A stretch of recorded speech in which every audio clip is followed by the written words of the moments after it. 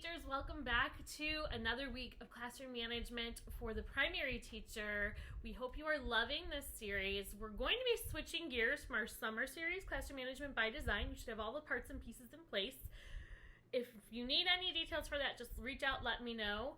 And this week, we're going to dive into common mistakes, classroom management mistakes that I see teachers make all the time. So we want to make you aware of them so you don't make them. And if you do make them, we're going to tell you how you can correct them.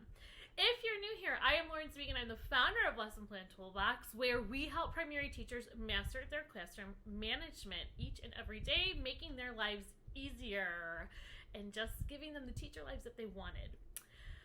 One thing I can tell you in my 20 years of experience in education, teachers I've coached, teachers I've helped as an assistant principal, teachers I've helped just as a colleague, I've witnessed many common mistakes that can truly hinder a teacher's ability to create that positive and productive learning environment.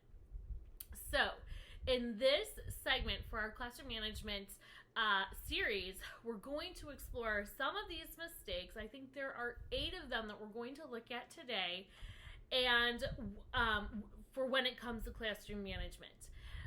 Beyond that, we're going to help you to avoid them. So that I want to have be your biggest takeaway.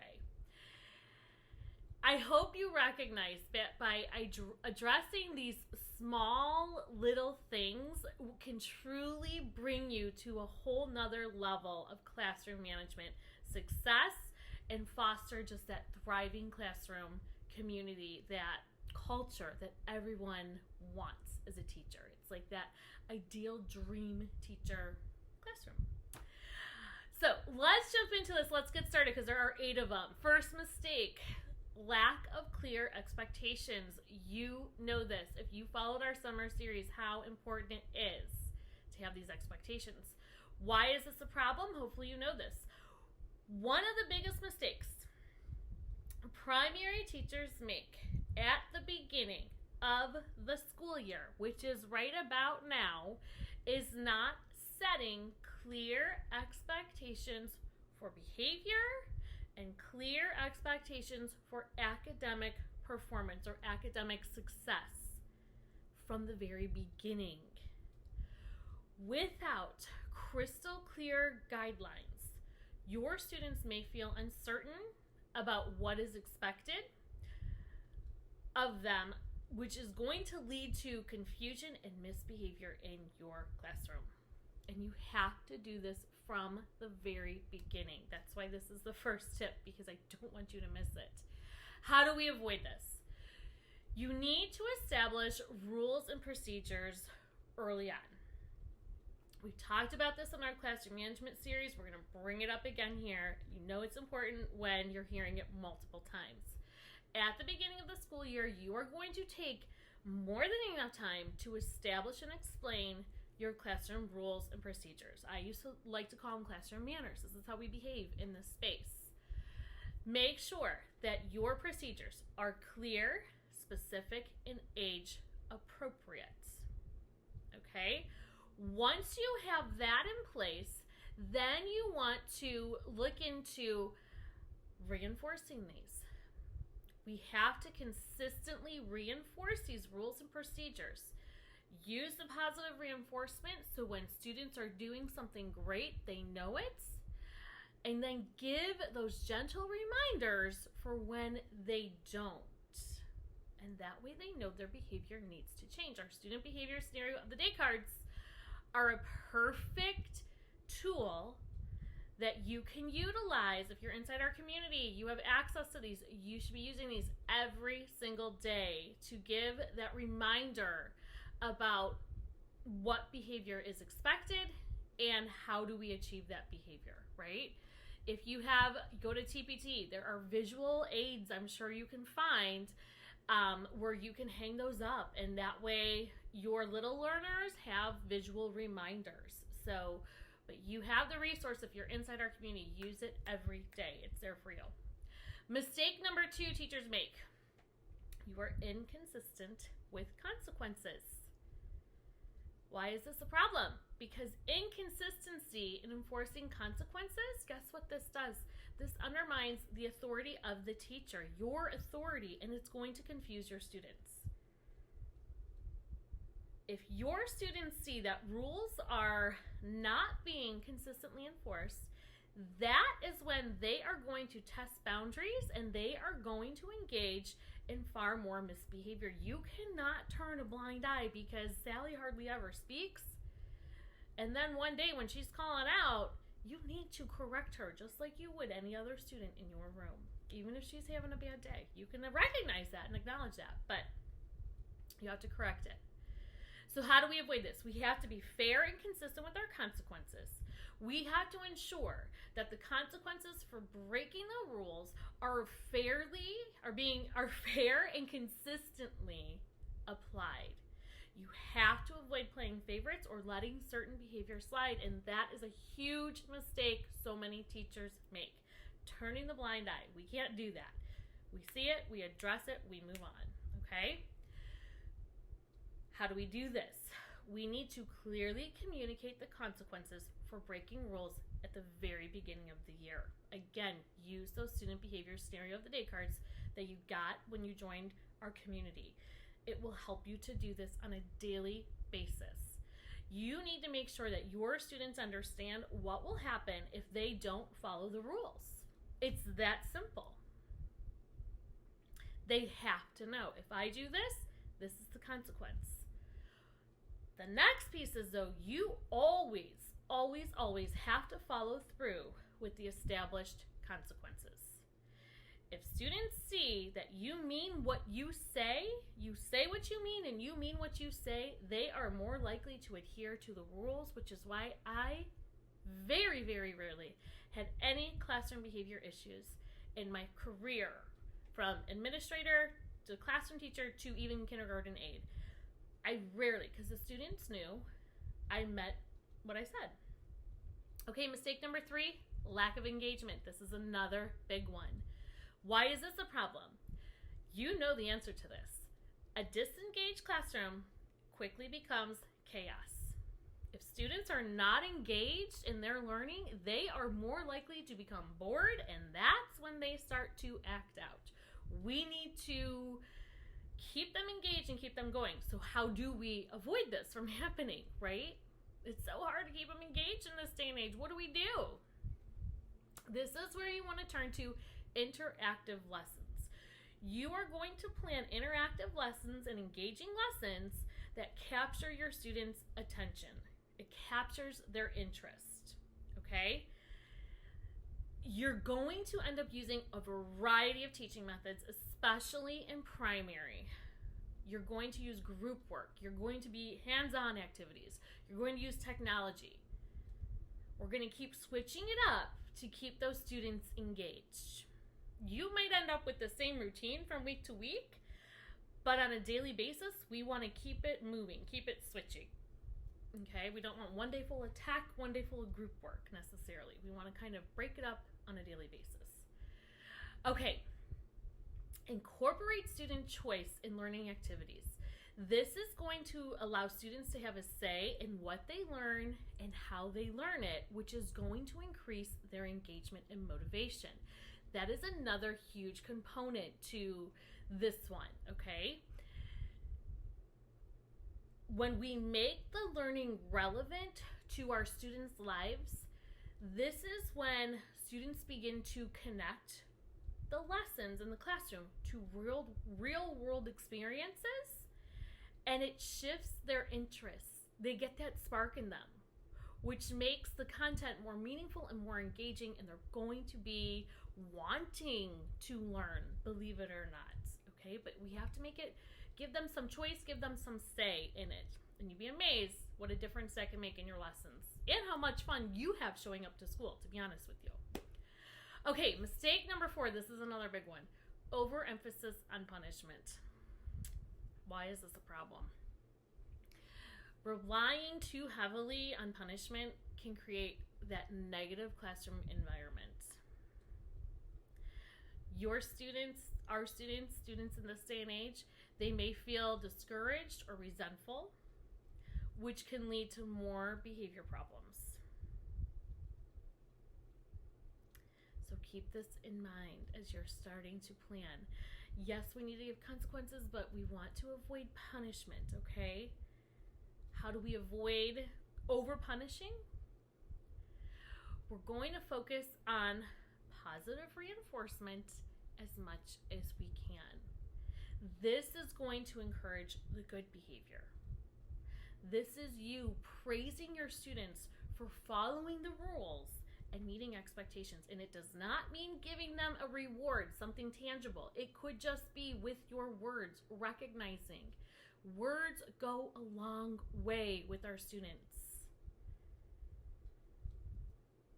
You have to decide if you are going to use rewards and incentives to motivate positive behavior. I never did this, but teachers do it. Some students, some schools, they expect it. Students expect it. So you have to do what's best for you, okay? This is what I would suggest.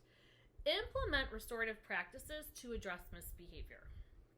Instead of just punishing and instead of just constantly rewarding the good, involve your students in resolving conflicts and understanding the impact of their actions. Okay? Get them involved in this process. How do you do this? This, especially for our youngest of learners, it's going to take some work, and this is where, again, student behavior scenario of the day cards are going to come in handy. You can teach self-regulation.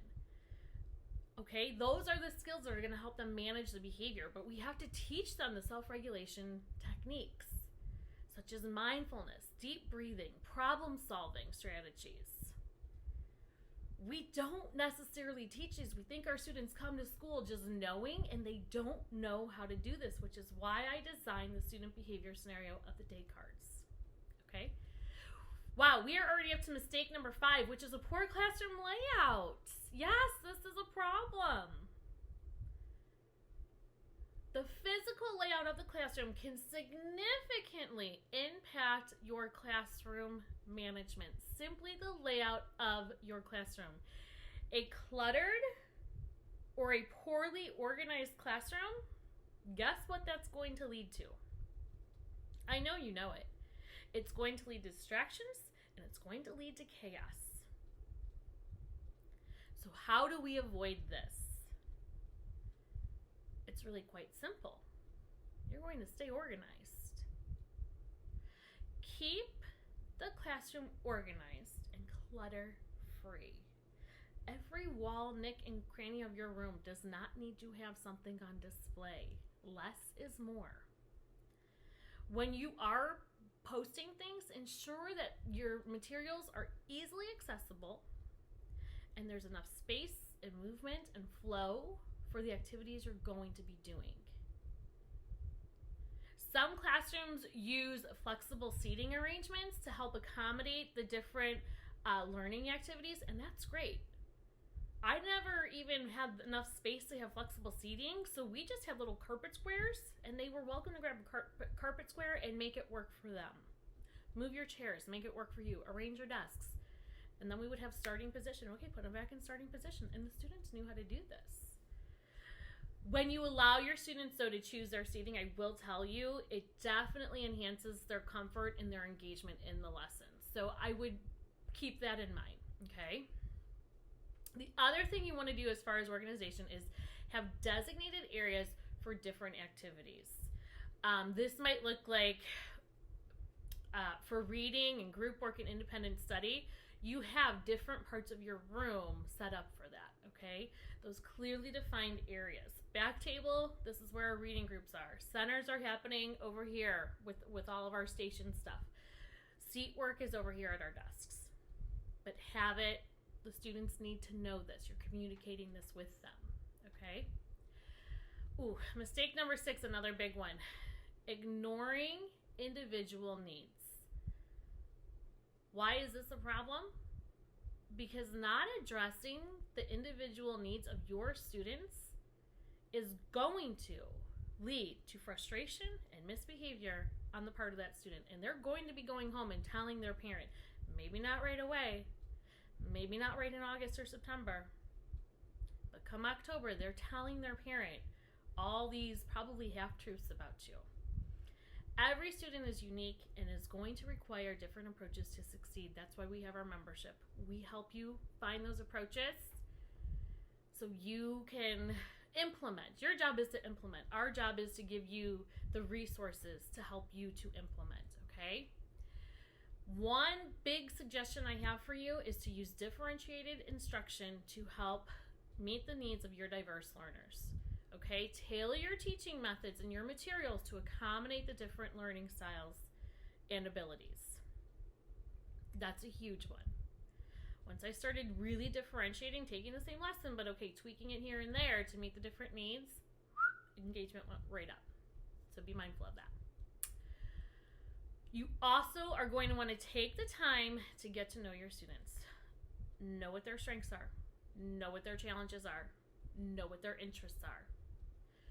Use this knowledge to create a more inclusive and supportive classroom environment. Okay? I not necessarily want to be like high achiever, low achiever, okay, they're partners because they're going to balance each other. No, not necessarily. A lot of times I just I picked randomly. So they got to work with every student in their room. Okay? You also want to make sure you provide additional support for your students who need it. This may include one-on-one instruction with you. This may include small group work. You put them in a small group, that's an accommodation. Or you may have a team, an IEP team, where you're coming up with accommodations for students with special needs. You have to follow that. Cannot ignore that. And if you don't know, you need to ask your administrator if you have students who are on IEPs. You need to know that. Okay, mistake number 7, lack of communication with parents. Oof, this one is really tough for new teachers especially. Okay, what happens? Poor communication with parents can hinder effective classroom management. When parents are not informed or they're not involved, they can't support their child's learning. They can't help you work on the behavior at home on their end if they don't know what's happening in school. So you have to, when you're reflecting, really come from that perspective. Did I keep the parent informed, or was I kind of ignoring this and now it's a big deal and we need to address it? So keep that in the back of your mind. How do we avoid this? We keep parents informed with regular updates about their child's progress and behavior. Use newsletters, use emails, classroom website, share the important information that's going on in your classroom. I always did a Friday note at the end of the week. They got 2 positive comments, here's what's going well, and then one thing, this was a challenge for them, this is what we need to work on. Parents could comment on it. We did it. I did it every Friday, and it sounds like it was a lot of work. It wasn't, because one, when you get into the flow of it, you're going to see that it will come to you. But 2, the parents loved just the back and forth communication, and I was just copying and pasting most of the time. A lot of copy and pasting. But the parents had that communication with me, and they knew every Friday that note was coming home. The next thing you could do also, if you need to, if you've let this slide and it's like this is kind of blowing up to something big, then you need to have that parent conference. Bring them in, involve them in their child's education, state your expectations, state what you're seeing, state what you're observing, and come up with, you know what, here's our big 3, here's what we're going to work on, and we'll touch base with this in about 2 weeks or so and see how it's going, okay? We want to establish open communication channels with parents. We want to encourage them to reach out if they have any questions or concerns, and then be responsive to their inquiries. Answer them. They email you. When I was an administrator, our teachers had 24 hours to reply. Most were great at it. Some looked at emails once a week, and that was unacceptable to me. 24 hours, give them a reply. Okay, mistake number 8, last one, neglecting self-care.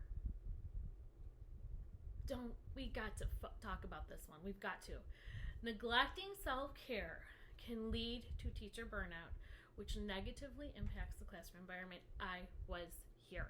This was me, year 19 in education. Burnt out to a crisp, working all the time. Got to a point where I couldn't get out of the car the one morning. When teachers are stressed and exhausted, you're less effective in managing your classroom. And that's what was happening to me. I couldn't connect with these kids. They couldn't connect with me. And it was just a butting of the heads. And I hit rock bottom. And I was like, you're stronger than this. We're going to figure this out. And that's when I found the IPPY kids who are right behind me. They changed my life. And then I developed this whole program for helping teachers who were in the same spot I was, who have hit rock bottom or just are in over their heads, overwhelmed, and just want to better themselves as teachers. That's where this all is coming from. If you are a strong teacher, you are constantly growing your skills every single year. We just streamline that process for you, make it so you can do it at home. You can do it in the building on your planning prep time, during lunchtime, whenever you want to. We have streamlined this process to hopefully meet your needs as easily as possible. And the best thing is, it is in real time. You fill out the Google form, we respond to you. Bada bing, bada boom, you get to implement. You don't have to share with colleagues if you don't want to, because I know it can be embarrassing. Sometimes it can be super helpful, but sometimes it can be really embarrassing. That's why we set it up. It's all anonymous. You don't tell us your students' names. You tell us scenario, and then we will give you strategy videos on how to help improve your classroom management, okay? It's super important, though, even if you don't join our community, that you continue to develop your classroom management skills. Continue to learn best practices. Every single year, you have new students in front of you, and every single year, the skills you need to implement have to grow and adapt to meet to those learners. Effective classroom management is essential for creating your positive and productive learning environment. There is no way around it. And you could be 22 years in, if your classroom management is not on spot, you're going to have chaos in your classroom. Hopefully, by avoiding these mistakes we talked about here, you can achieve that higher level of classroom management success. You know what the mistakes are, you know what to look for, you know how to avoid it, you know what to do if you do run into it. So now you need to begin to implement. Set the clear expectations. Apply consistent consequences. Engage your students in their learning. Focus on positive reinforcement over just punishing. Organize your classroom effectively. Address individual needs of your students. And communicate with parents. And probably most importantly, prioritize your self-care.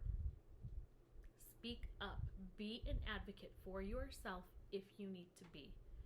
Don't be a doormat. I promise you, if you can implement these strategies, you are going to thrive in your classroom.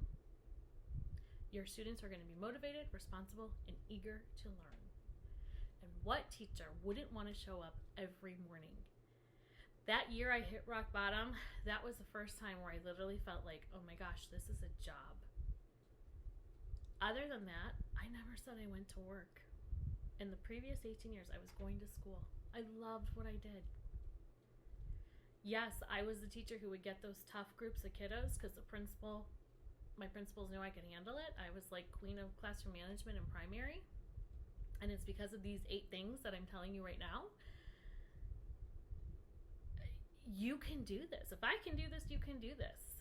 Okay? But just take a breath. When you need to, reach out, ask for help. Maybe our classroom management, mastering classroom management program isn't for you right now.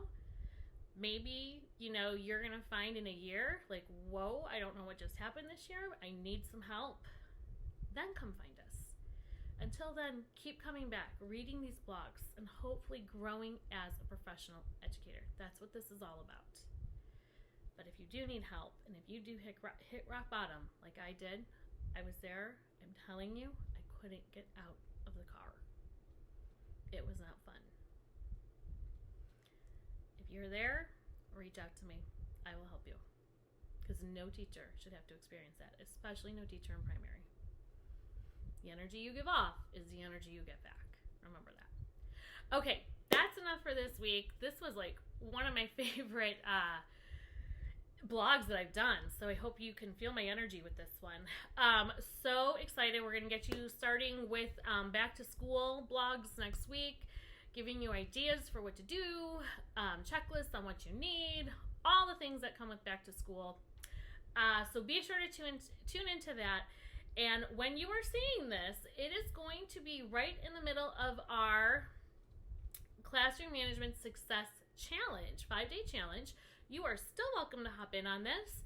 I will link the Google form below. My website's kind of getting an overhaul right now, so I'm using Google Forms and Google Docs galore. I love it, though. I can still keep going. But yeah, join our challenge. It's literally 5 days. I give you 5 tasks to complete in 5 days. You do not have to do the task like every single day and then submit your homework. I am not going to ask you for homework. You are a professional. You are going to be given the tools and you are going to implement. If you have questions along the way, then you reach out and you ask, and I will answer and I will help you. But I am not going to be checking in to make sure you, as an adult educator, professional, college degree carrying professional, are doing the work. Okay? You have questions, be an advocate for yourself, ask, I will answer you. And then on top of that, prizes galore. How do I give the prizes if you don't have to do the homework? All you're going to be doing is listening for a magic word or phrase or affirmation probably, and you will just comment and share it or email it to me, and you will be in the wheel of fun to get on board for prizes. Grand prize is a full year Mastering Classroom Management membership for your whole primary staff at your school. Your pre-K to grade 2 to grade 3 teachers. So pretty awesome, not just for you, for all the teachers in your building. Why wouldn't you give this a try? Okay, so hopefully we see you inside the challenge. I will link it here. It will definitely be in the blog post, and it is not too late to join us. Get in, get on board, get yourself up for Classroom Management Success. Reach out to us if you need anything. We are here to help and support you on your journey. Okay, until next week, we'll see you later.